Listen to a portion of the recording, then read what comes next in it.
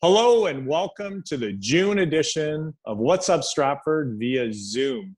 Joining me and starting the show is Richard Kneider. Richard, thanks very much for joining me. Pleasure to be with you, Peter. Now, to Stratford with Love, I think it started probably 20 years ago. Just tell us about the DNA of starting To Stratford with Love. Well, actually, to Stratford with Love, this will be the 33rd year, as hard as it is to believe. And it all started out, we had a young pastor come to town. His name is Charles Swartwood, preached a message, and he said, "Why are we here?" And the simplicity of it is, as Christians, we're here to serve. And when he said that, the idea came to mind about doing a Christmas dinner for people in our community, and it's just grown exponentially ever since then.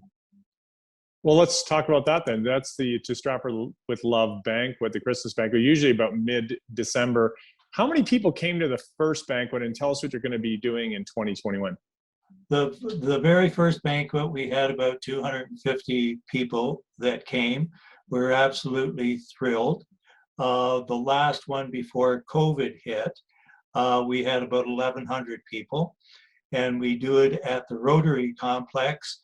And it's a real cross section of people, Peter, in regards to the number of people that are there. One person could be sitting at the table who is basically homeless, and at the same table, you could have somebody sitting there that is making $100,000 a year plus.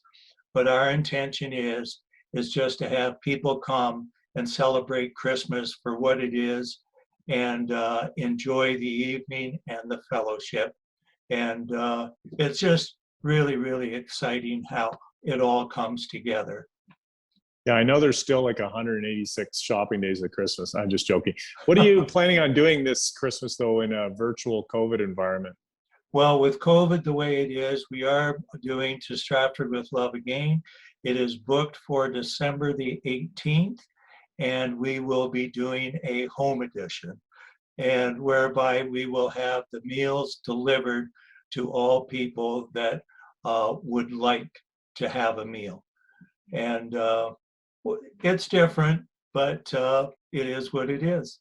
Exactly. You got to go with the flow. Now, every year you have this great fundraising called the Passport. So tell us about the Passport this year. Yes. We partner with the Kiwanis Club and the House of Blessing. As hard as it is to believe, this will be the 12th year that we've offered the Passport. It's a discount booklet, and all of the money generated from the sale of the Passport stays local, and it supports the Kiwanis Club, obviously Simple Dreams and House of Blessing, and the programs that we're involved in. We were curious about it. We did a survey with a number of the merchants. All of the merchants that we surveyed are all wanting to be back in it again. And I must say, Peter, that all of the money generated from the sale of the Passport stays in the community. And we're just thrilled about that. And we're so thankful to the people that actually buy the passports to support what we as organizations do. Yeah, it's a great local fundraising event. The other thing that ties into, I know with COVID and it's June, but we're thinking about summer. You normally have a pizza and pool party and also a picnic in the park. How are these type of things going to possibly be impacted via COVID? I wish I had the answer to that, Peter, but I don't. There are question marks right now. I have been talking to Brad at the city in regards to the pizza pool party. As it stands presently, you can only have 40 people in the pool at one time. So we don't know where it's going. If there's any possibility at all that we can make it happen, we will, as well as the picnic in the park. Perfect. And in terms of the $2 giveaway, tell us about this local Hamlet So initiative. excited about that. And it's been a real pleasure to work with Amy Crummer, the principal at Hamlet School, and her fundraising team. And the whole objective is that they needed money to raise money for the playground equipment. And I was talking to one of the parents, and they were on the fundraising committee and said it was basically at a standstill.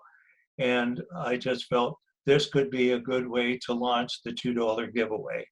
And we talked and it came together. And I truly believe, Peter, that if we all give a little, we can do a lot.